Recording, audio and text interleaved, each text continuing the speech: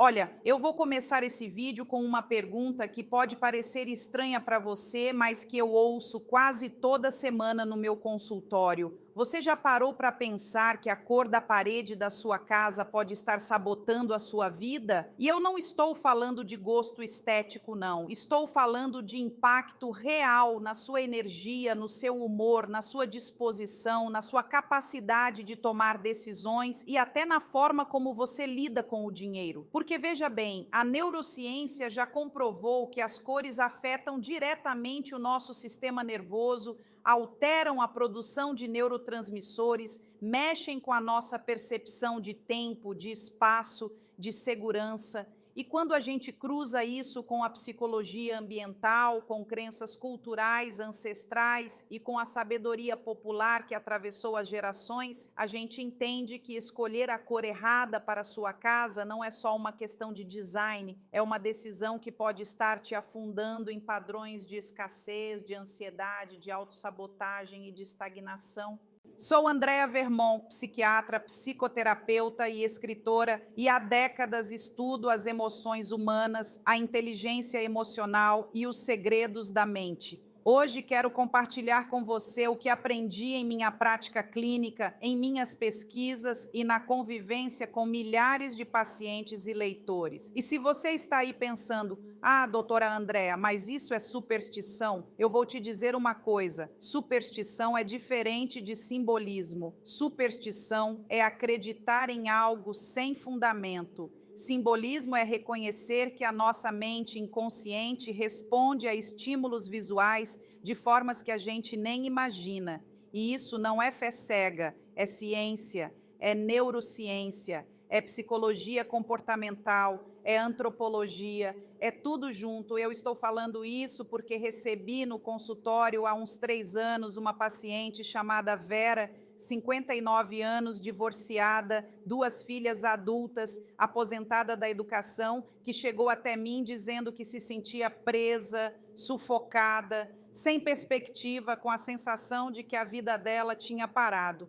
Ela não tinha diagnóstico de depressão grave, não tinha transtorno de ansiedade generalizada, mas tinha uma tristeza crônica, uma falta de ânimo que ela não conseguia explicar. E quando eu comecei a explorar a rotina dela, os ambientes que ela frequentava, a forma como ela organizava a vida, descobri que Vera tinha pintado a casa inteira de cinza escuro 2 anos antes, logo depois do divórcio. Ela disse que queria uma coisa moderna, neutra, elegante. Só que o que ela não percebeu é que aquele cinza escuro, pesado, denso, estava funcionando como um espelho visual do luto emocional que ela não tinha processado. A casa dela virou um túmulo simbólico do casamento que acabou e ela acordava todo dia dentro daquele cenário, respirando aquela energia de fim, de encerramento, de morte simbólica.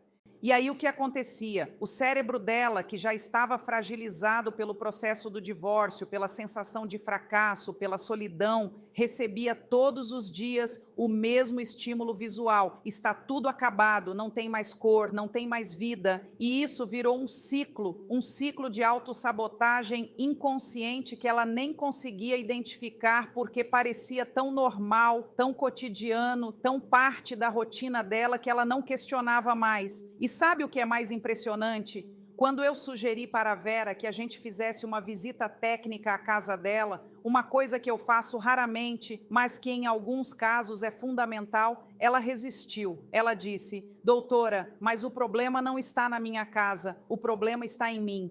E eu tive que explicar para ela com muita paciência que o problema não era ou a casa ou ela, era os dois. Porque a gente não é uma entidade separada do ambiente, a gente é parte do ambiente, a gente é influenciada pelo ambiente e a gente influencia o ambiente, é uma via de mão dupla. E quando a gente ignora essa via, a gente perde metade das ferramentas de transformação que a gente tem disponível. E foi só quando eu entrei na casa da Vera, quando eu senti na pele aquela atmosfera pesada, densa, quase claustrofóbica, que ela começou a entender o que eu estava falando, porque ela tinha se acostumado ela tinha normalizado, ela tinha incorporado aquela tristeza visual, de tal forma que ela nem percebia mais que aquilo não era normal, que aquilo não era saudável, que aquilo estava literalmente sugando a vitalidade dela dia após dia.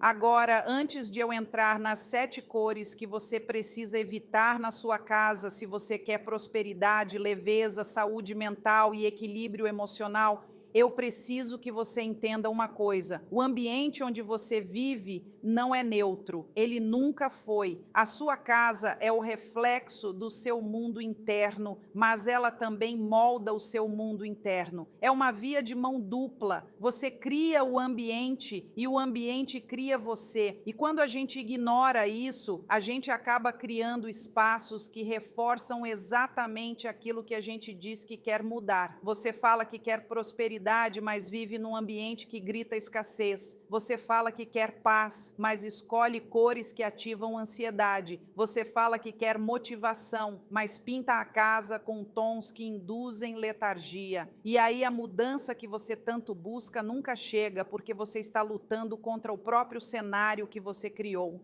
Então, se você está assistindo esse vídeo agora, eu quero que você pare, respire fundo e se pergunte com honestidade: a minha casa está me ajudando ou está me afundando? Porque se você tem a sensação de que as coisas não fluem, de que o dinheiro não entra, de que você acorda cansada, de que a sua família vive em conflito, de que você não tem ânimo para nada, pode ser que a resposta esteja literalmente pintada nas suas paredes. E eu vou te mostrar isso agora com clareza, com fundamento científico, com exemplos reais e com a verdade crua que você precisa ouvir, mesmo que doa. E só para deixar claro desde já, esse não é um vídeo decorativo, não é um vídeo de design de interiores, não é um vídeo sobre tendências da moda. Esse é um vídeo sobre saúde mental, sobre neurociência aplicada ao cotidiano, sobre como as escolhas aparentemente superficiais que a gente faz podem ter consequências profundas na nossa vida emocional, nas nossas relações, na nossa capacidade de prosperar. Então, se você está esperando dicas de decoração bonitinha, não é aqui. Mas se você está buscando entender por que você se sente do jeito que se sente, por que a sua vida está do jeito que está, por que você tem a sensação de que algo está errado, mas você não consegue identificar o quê? Então fica comigo até o final, porque eu prometo que você vai sair daqui com insights que podem literalmente transformar a sua vida. E não é exagero, é experiência clínica de quase 3 décadas trabalhando com saúde mental. Primeira cor que você precisa evitar: preto puro nas paredes principais da casa. E olha, eu sei que o preto virou moda, que tem gente dizendo que é sofisticado, que é chique, que é moderno. Eu vejo isso nas revistas, nos blogs, nas redes sociais, todo mundo pintando parede de preto, fazendo aquele contraste dramático, achando que está na vanguarda do design contemporâneo.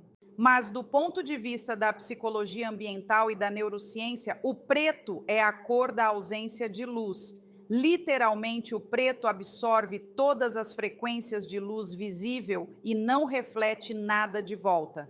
E o que isso significa para o seu cérebro? Significa que quando você passa muito tempo em ambientes com muito preto, especialmente em paredes inteiras, o seu sistema nervoso interpreta aquilo como falta de vitalidade, como ausência, como vazio. Isso não é poético, é fisiológico. O preto reduz a percepção de espaço, aumenta a sensação de confinamento e, em pessoas predispostas à ansiedade ou à depressão, pode funcionar como um gatilho constante. Culturalmente, o preto sempre foi associado ao luto, à morte, ao fim. Em quase todas as culturas do mundo, o preto é a cor do encerramento. E quando você pinta a sua casa, que é o lugar onde você deveria se regenerar, se fortalecer, se reconectar com a vida, com uma cor que simboliza o oposto disso, você está criando uma mensagem subliminar destrutiva. E o pior é que você nem percebe, porque a mensagem não chega via consciente, ela chega via inconsciente.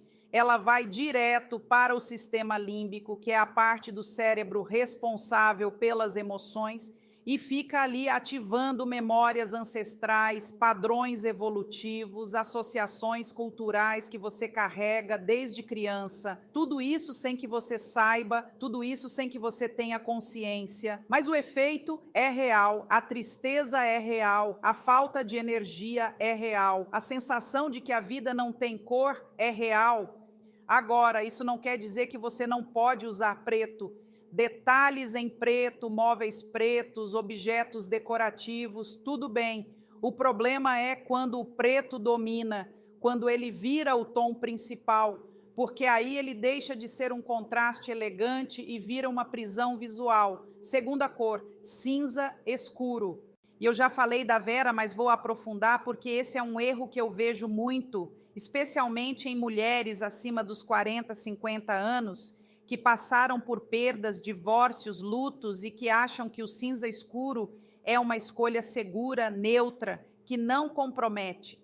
Mas o cinza escuro, quando usado em excesso, é a cor da indefinição, da falta de propósito, da zona de conforto que não conforta nada. É a cor de quem está no limbo emocional, de quem não está morto, mas também não está vivo, de quem não está triste, mas também não está feliz. É a cor da mesmice, da estagnação, da vida no automático. E o pior é que o cinza escuro cria uma ilusão de sofisticação, de minimalismo, de controle. Mas por trás dessa ilusão tem uma energia pesada, opressora, que vai minando a sua vitalidade aos poucos. Porque o cinza escuro não reflete luz, não traz movimento, não convida à ação, ele paralisa. E quando você vive num ambiente que paralisa, você também fica paralisada. Suas ideias ficam cinzas, suas emoções ficam cinzas, sua vida inteira fica cinza. Terceira cor, roxo escuro, principalmente o roxo puxado para o vinho, para o berinjela, para as tonalidades muito fechadas. O roxo em si não é uma cor ruim, muito pelo contrário. O roxo claro, o lilás, tem propriedades calmantes, espirituais, de introspecção positiva. É uma cor que facilita a meditação, a reflexão, a conexão com dimensões mais sutis da existência. Mas o roxo escuro, quando usado em excesso, especialmente em quartos, salas de estar, cozinhas, traz uma energia de melancolia, de introversão excessiva, de isolamento. É uma cor que puxa para dentro, mas não de uma forma reflexiva e saudável. É uma introversão que vira reclusão, é uma espiritualidade que vira escape. E isso é perigoso, principalmente para quem já tem tendência ao isolamento social, à ruminação mental, à tristeza crônica. Quarta cor, marrom muito escuro, quase preto, principalmente em grandes superfícies. O marrom é uma cor que representa a terra, a estabilidade, a segurança, é a cor da madeira, da natureza, da solidez. Mas quando ele é muito escuro, muito denso, ele deixa de representar a terra fértil e passa a representar a terra seca, árida, infértil. E isso tem um impacto direto na forma como você se relaciona com a abundância, porque o marrom muito escuro traz uma energia de contenção excessiva, de segurar demais, de não deixar nada entrar, de não deixar nada sair. É a cor do medo de perder, da escassez emocional, da crença de que não há o suficiente. E quando você vive num ambiente assim, você vai inconscientemente replicando esse padrão na sua vida financeira, nas suas relações, nas suas oportunidades. Quinta cor, verde musgo escuro. Aquele verde meio apagado, meio sujo, sem vibração. O verde é a cor da natureza, da cura, do equilíbrio, da renovação. É a cor que mais aparece na natureza, a cor que nossos ancestrais associavam com vida, com água, com alimento, com segurança. Mas o verde musgo escuro não tem nada disso.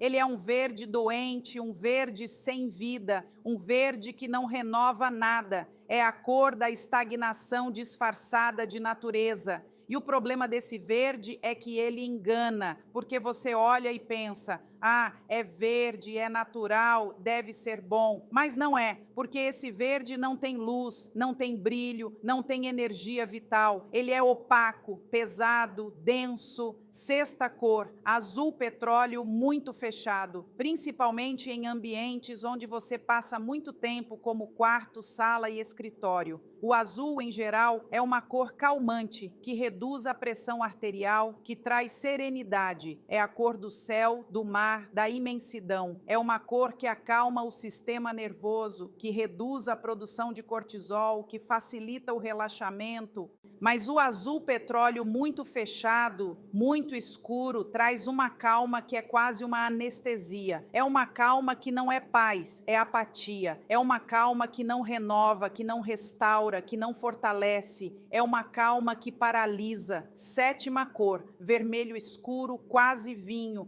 principalmente em grandes áreas. O vermelho é a cor da paixão, da energia, da ação, da vitalidade. É a cor do sangue, do fogo, da vida pulsante. É uma cor que ativa, que estimula, que desperta. Mas o vermelho escuro não é isso. O vermelho escuro é a cor da raiva contida, da frustração acumulada, da paixão que virou ressentimento. É um vermelho que não explode, mas que ferve por dentro. É um vermelho que não é vida, é violência emocional. É um vermelho que não é paixão, é obsessão. É um vermelho que não é energia, é tensão. E quando você vive num ambiente dominado por esse tom, você vai acumulando tensão, irritabilidade, conflitos internos que não se resolvem.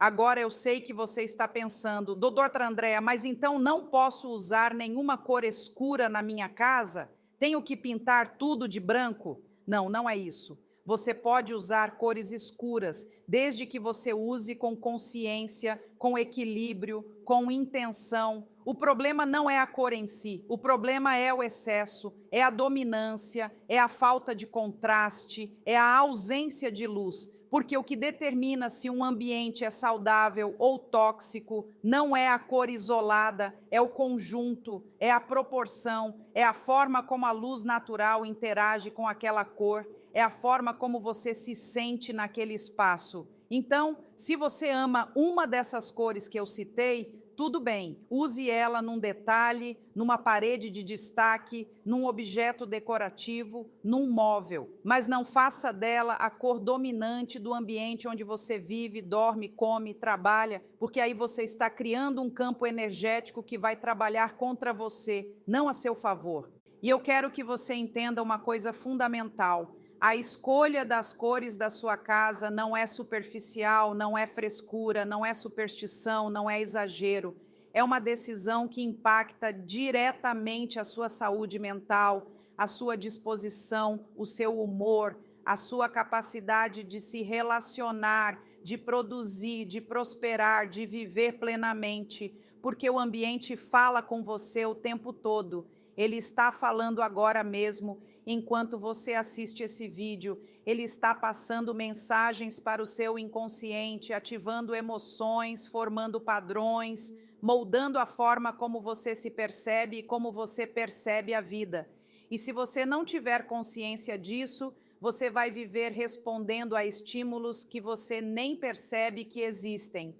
Você vai viver aprisionada numa narrativa visual que você mesma criou, mas que você não reconhece como prisão. E aí você vai achar que o problema é você, que você é fraca, que você é negativa, que você não tem força de vontade.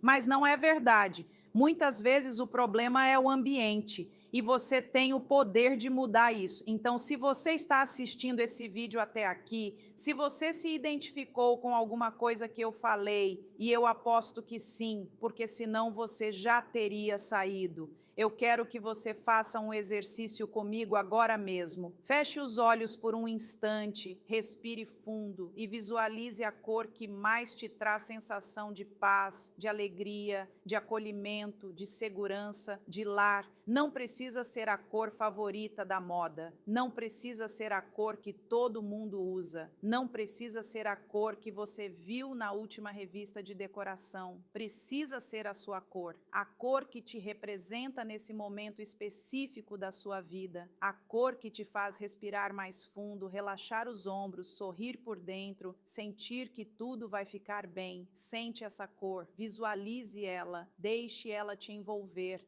E agora abra os olhos e se pergunte: onde eu posso trazer essa cor para dentro da minha casa? Pode ser numa parede inteira, pode ser num móvel, pode ser num quadro grande, pode ser numa cortina, pode ser em almofadas, pode ser numa manta, pode ser em plantas com flores dessa cor, não importa. O que importa é que você comece hoje mesmo a trazer a sua essência para dentro do espaço onde você vive, porque a sua casa precisa refletir você, não as tendências do mercado, não as expectativas sociais, não o que está na moda, não o que a vizinha fez, precisa refletir você, a sua verdade, a sua essência, a sua alma. E antes de eu encerrar esse vídeo, eu quero te pedir algumas coisas práticas. Primeiro, deixe o seu like nesse vídeo, se ele te ajudou de alguma forma, se te fez pensar, se te trouxe algum insight valioso. Segundo, se inscreva no canal se você ainda não se inscreveu e ative o sininho de notificações para não perder os próximos vídeos, porque eu vou continuar trazendo conteúdos assim, profundos, confrontadores, transformadores. E terceiro, e talvez o mais importante, deixe aqui nos comentários com toda a honestidade qual é a cor dominante da sua casa nesse momento e como você se sente quando você está nela. Porque esse simples ato de escrever, de colocar em palavras, vai te ajudar imensamente a tomar consciência, a sair do automático, a perceber padrões que você nem sabia que existiam e pode, inclusive, ajudar muitas outras pessoas que estão passando exatamente pela mesma coisa que você, mas que ainda não conseguiram nomear, identificar, entender. Então, compartilhe, reflita, haja, porque informação sem ação, conhecimento sem aplicação, consciência sem transformação, não muda absolutamente nada na sua vida. E eu sei, eu tenho certeza absoluta, que você não quer continuar do mesmo jeito que você está. Você quer mudança real, você quer transformação verdadeira. E mudança começa sempre com pequenas decisões conscientes, corajosas, amorosas. E essa decisão sobre as cores do seu ambiente pode muito bem ser uma delas, pode ser o começo de tudo. Obrigada de coração por ter assistido até aqui, por ter me dado a sua atenção, o seu tempo, a sua abertura. Eu confio profundamente em você, na sua capacidade de transformação, no seu potencial de criar uma vida que realmente vale a pena ser vivida. E eu espero sinceramente que você também acredite nisso, que você também confie em você mesma. Um beijo imenso no coração de cada um de vocês. Cuida de você, você merece. E até o próximo vídeo.